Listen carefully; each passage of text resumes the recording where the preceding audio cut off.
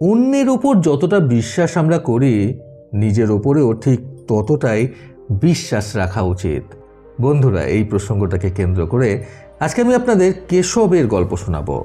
চ্যানেলে নতুন হলে সাবস্ক্রাইব করতে ভুলবেন না এবং অবশ্যই গল্পটি ভালো লাগলে একটা লাইক আশা করব। কেশব গ্রামের এক দরিদ্র পরিবারের ছেলে। তার পরিবারে রয়েছে তার স্ত্রী, ছোট্ট একটি ছেলে এবং কেশবের বৃদ্ধ মা বাবা। এছাড়াও কেশবের একটি ছোট্ট পোষ্য বাঁদর ছিল। সেই বাঁদরটাকে খেলা দেখানোর কাজে ব্যবহার করত সে। শহরে গিয়ে বিভিন্ন মেলায় ঘুরে ঘুরে কেশব খেলা দেখাতো সেই ছোট্ট বাঁদরটাকে নিয়ে এবং নিজের ছোট্ট ছেলেটাকে নিয়ে।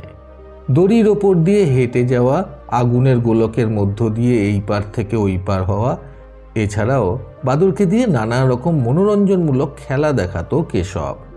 মানুষ ভীষণভাবে পছন্দও করত তার খেলা দেখানো। এই করেই তার সংসার চলত। মেলা থেকে খেলা দেখিয়ে যা টুকটাক উপার্জন সে করত, সেটাই সে বাড়িতে নিয়ে আসতো। বেশ সুখী পরিবারই ছিল তার। একবার শহরে একটা বড় মেলার আয়োজন করা হয়েছিল। কেশব সেটার খোঁজ পাওয়ার পর ঠিক করলো তার ছেলেকে নিয়ে এবং সেই বাঁদরটাকে নিয়ে সেই মেলায় গিয়ে থাকবে খেলা দেখানোর জন্য। শহরে এসে কিছুদিন থেকে যাওয়ার সিদ্ধান্ত নিল সে। তারপর মেলা শেষ হলে সমস্ত টাকা পয়সা নিয়ে ছেলেকে নিয়ে এবং বাঁদরটাকে নিয়ে সে গ্রামের বাড়িতে ফিরে আসবে, কারণ তার গ্রামের বাড়ি থেকে সেই মেলাটার দূরত্বটা বেশ অনেকটাই ছিল। সেখানে কোনো ক্রমে তাঁবু খাটিয়ে থেকে যাওয়ার জন্য মনস্থির করল কেশব। মেলাটা শহরের যেখানে আয়োজন করা হয়েছিল সেখানে বেশ লোকালয় ছিল। বড় বড় ফ্ল্যাট বিল্ডিংয়ের মাঝখানে বিশাল বড় করে মেলা হচ্ছিল। কেশব সেখানে নিজের ছোট্ট ছেলেটাকে আর তার পোষ্য বাঁদরটাকে নিয়ে গিয়ে মেলার চত্বরের এক কোনায় তাদের কিছুদিন থাকার জন্য একটা তাঁবু খাটিয়ে কোনো রকমে ব্যবস্থা করে নিল।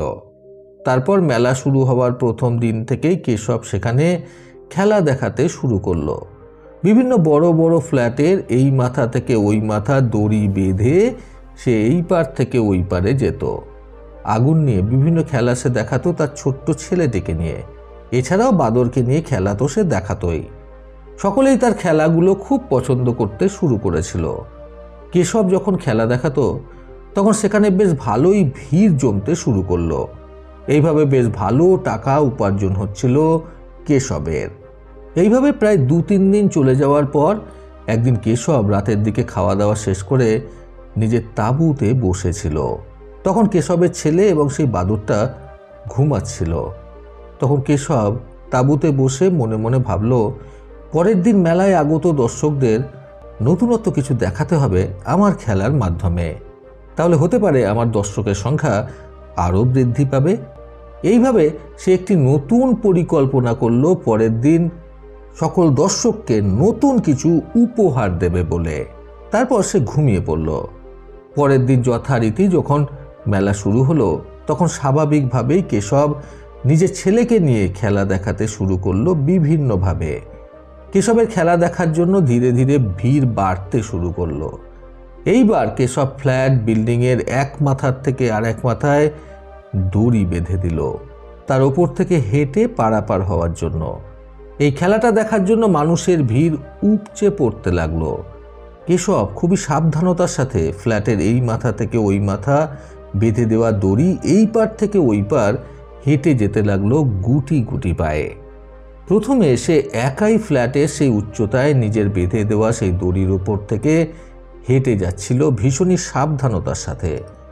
নিচে দাঁড়িয়ে থাকা অসংখ্য মানুষেরা তখন খুবই অবাক হয়ে এবং ভয়ে ভয়ে উপরে হাঁটতে থাকা কেশবের দিকে তাকিয়ে তার খেলা দেখছিল।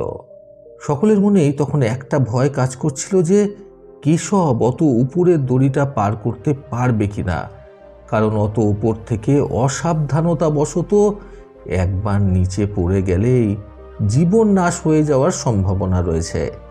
এইভাবে গুটি গুটি পায়ে দড়িটার মাঝ বরাবর আসার পর কেশব একবার হুড়কে পড়ে যেতে যেতে বেঁচে যায়।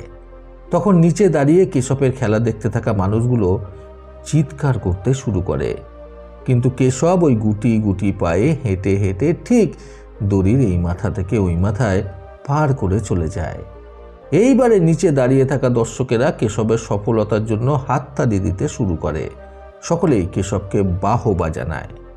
এরপর কেশব খুব সাবধানতার সাথে নিচে নেমে আসে এবং নিচে দাঁড়িয়ে থাকা নিজের সেই ছোট্ট ছেলেটিকে নিজের কাঁধে বসিয়ে নেয়। তারপর সে উপরে সেই দড়িতে চলল এই পার থেকে ওই পার হওয়ার জন্য। কিন্তু এবারে কেশব আর একা দড়িতে উঠল না, এবারে তার কাঁধে করে সে নিজের ছোট্ট ছেলেটিকে নিয়ে উঠল। ফলে নিচে দাঁড়িয়ে খেলা দেখতে থাকা দর্শকদের আতঙ্ক আরও দ্বিগুণ হয়ে গেল। ওনারা আরও দ্বিগুণ পরিমাণে ভয় মনের মধ্যে নিয়ে খেলা দেখতে লাগলো।